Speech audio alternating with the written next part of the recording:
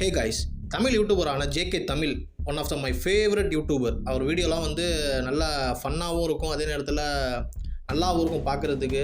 சில முக்கியமான விஷயங்களில் வந்து எடுத்து பேசியிருப்பாப்புல. இந்த நீயா நானா ப்ரோக்ராமாக இருக்கட்டும், இப்போ ரீசெண்டாக நடந்த பாரிசாலன் அரவிந்த் அந்த ப்ரோக்ராமாக இருக்கட்டும், எல்லாத்துலேயும் அவர் வந்து அவரோட இது ரியாக்ஷன் பண்ணியிருப்பார். அதே நேரத்தில் அவரோட கருத்தையும் சொல்லியிருப்பார். ஆனால் நேற்று அவர் ஒரு வீடியோ அப்லோட் பண்ணியிருந்தார். என்னன்னா ஹேட் கமெண்ட்ஸ், அதாவது பாரிசாலனுக்கும் அரவிந்துக்கும் நடந்த அந்த வீகன், பாரிசாலன் விசஸ் அரவிந்த், இந்த வீகன் டிபேட், அந்த வீடியோவை வந்து அவர் வந்து ரியாக்ஷன் மாதிரி எடுத்து போட்டிருந்தாரு. அந்த வீடியோ பார்க்க ஃபன்னாகவும் நல்லாவும் இருந்துச்சு. கமெண்ட்ஸ்லாம் நான் அதுவும் பெருசாக படிக்கலை.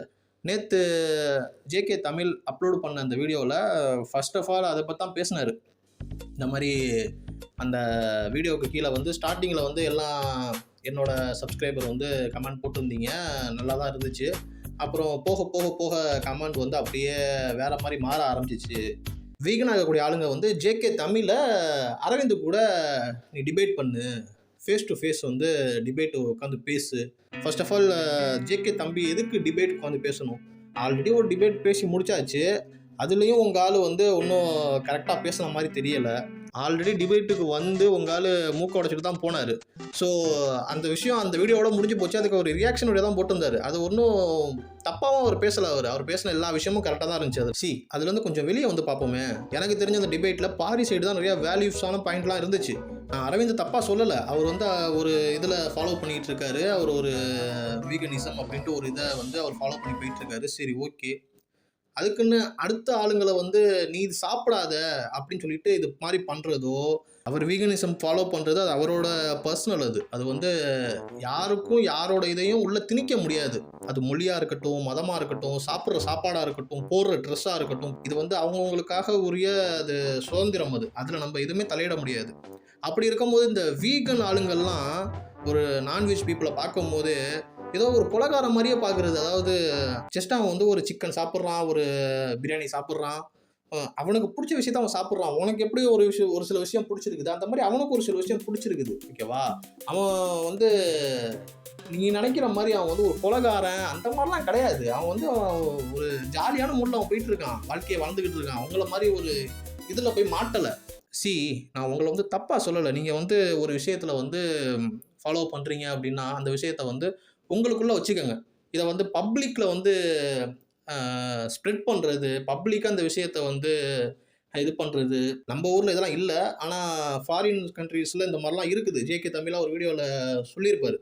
கேஎஃப்சி முன்னாடி வந்து அந்த மாதிரி அதை வாங்கி சாப்பிட்ற ஆளுங்களை வந்து காரை தட்டுறதா இருக்கட்டும், ஒரு மாதிரி பேசுகிறதா இருக்கட்டும், இது எதுவுமே சரி கிடையாது. ஃபர்ஸ்ட் ஆஃப் ஆல் இது வந்து ரொம்பவே தப்பான விஷயம். ஒரு விஷயத்த எங்களுக்குள்ள திணிக்க பார்க்குறீங்க. அப்படி திணிக்கிறதுக்கான உரிமையை உங்களுக்கு யார் கொடுத்தா?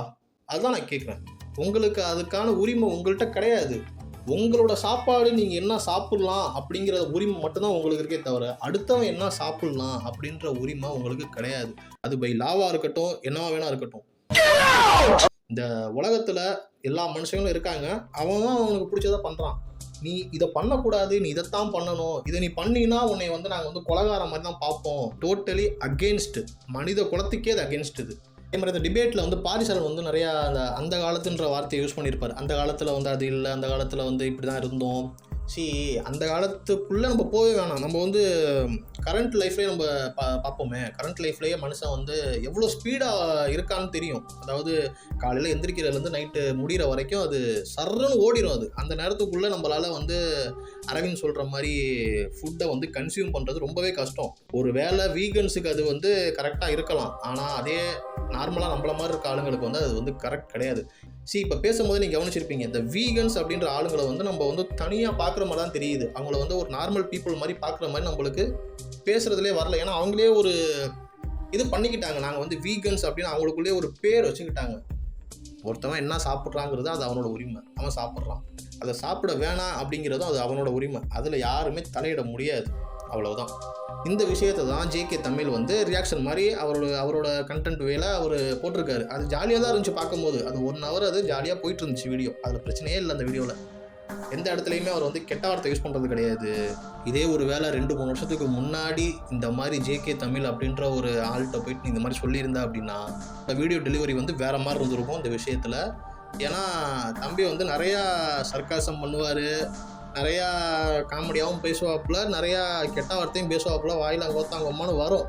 அப்பப்போ அது ஃப்ளோவில் வரும், கோத்தாங்கம்மான்னு தாண்டியும் வரும். அப்படி இருந்த ஆள் இப்போ கொஞ்சம் பார்க்குற எல்லா வீடியோஸும் கொஞ்சம் டீசெண்டாக இருக்குது. அது வந்து கெட்ட வார்த்தை இல்லாமல் கொஞ்சம் டீசெண்டாக இருக்குது. சரி, ஓகே, அது அவனோட இது மாற்றிக்கிட்டான் தம்பி, நல்ல விஷயம் தான், பிரச்சனை கிடையாது.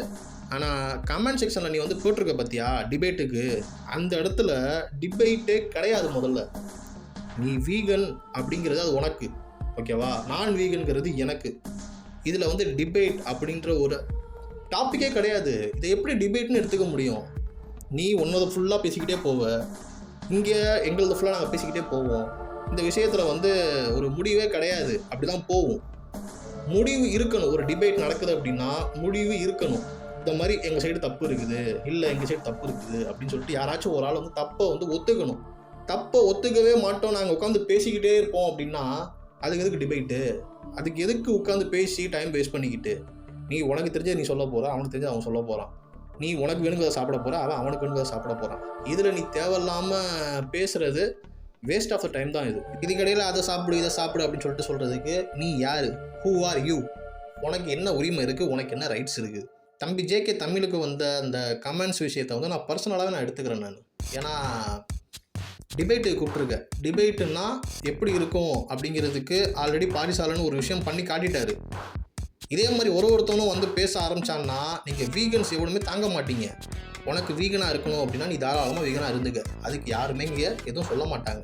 ஆனால் நான் வீகனாக இருக்கேன், நான் கறி மீன்லாம் சாப்பிட்றது கிடையாது, ஸோ நீயும் சாப்பிடாத, அது வந்து தப்பு அப்படின்னு சொல்லிட்டு சொன்னீங்கன்னா அதை ஏற்றுக்க முடியாது. நீ சொல்கிற விஷயம் கரெக்டாக இருந்தால் சரி, நீ சொல்கிற விஷயம் தப்பாக இருந்தால் தப்பும்பேன். ஆனால் நீ சொல்கிற விஷயத்தில் உனக்கே கிளாரிட்டி இல்லை. ஏன்னா பாரிசாலனோட அரவிந்த் பேசுன இடத்துல நிறையா இடத்துல அரவிந்துக்கு வந்து ஒரு கிளாரிட்டியே இல்லை. பாரிசாலன் ஒரு கேள்வி கேட்குறாரு, அது ஒருவேளை அவருக்கு லாங்குவேஜ் ப்ராப்ளமாக இருக்கலாம். லாங்குவேஜ் ப்ராப்ளமாக இருக்கிற ஆள் வந்து தமிழில் சொல்ல முடியலன்னா இங்கிலீஷில் சொல்லியிருக்கலாம். அவர் வந்து இங்கிலீஷ்லேயும் சொல்லலை. அவர் வந்து ஒரு என்ன பேசுறதுன்னு தெரில அந்த ஆளுக்கு. பாரிசாலன் மாதிரி ஒரு ஆள்கிட்ட வந்து மாட்டிக்கிட்டோம், இந்த ஆள் வந்து இந்த மாதிரி பேசுவான் அப்படின்ட்டு அவர் எதிர்பார்க்கல. அப்படி தான் அந்த வீடியோ இருந்துச்சு, டிபேட் வீடியோ. அது மட்டும் இல்லாமல் இந்த ஜேகே தமிழோட வீடியோஸ்க்கு ஹிந்திக்காரெல்லாம் வந்து கமெண்ட் பண்ணியிருக்கான். ஒரு கமெண்ட்டுக்குள்ளே போய் பார்க்குறேன், யார் இவன் அப்படின்னு சொல்லிட்டு போய் பார்க்குறேன். டிபேட்டு கூப்பிட்டாலு தான் போய் பார்த்தா அவன் வீடியோ ஃபுல்லாக ஹிந்திலேயே இருக்குது. அவனோட சேனல் லோகோவும் ஹிந்தியில் தான் வச்சுருக்கான். புரியலை எனக்கு என்ன பேர் என்னெல்லாம் தெரியலை. ஆனால் இருந்துச்சு, ஹிந்திக்காரன் தான் ஒருத்தன் இருந்தான். அவனுக்கு அந்த வீடியோ புரிஞ்சா புரியலையா எதுவுமே தெரில. அவன் பாட்டுக்கு வந்து டிபேட்டுக்கு வா அப்படின்னு சொல்லிட்டு ஃபைனலாக என்ன சொல்கிறேன்னா, ஓம் பசிக்கு என்னால் சாப்பிட முடியாது. எனக்கு எப்போ பசிக்குதோ அப்போ தான் சாப்பிட முடியும். எனக்கு என்ன வேணுமோ அதை தான் நான் சாப்பிட முடியும். எனக்கு எது பிடிச்சிருக்கோ அதை தான் என்னால் சாப்பிட முடியும். நீ சொல்கிறதெல்லாம் நான் பண்ணிகிட்டு இருக்க முடியாது. ஓகே மக்களே, வந்த வேலை முடிஞ்சிச்சு. நான் நெக்ஸ்ட் உங்களை பார்க்குறேன். அது வரைக்கும் ஸ்டே டியூன்ட். பாய்.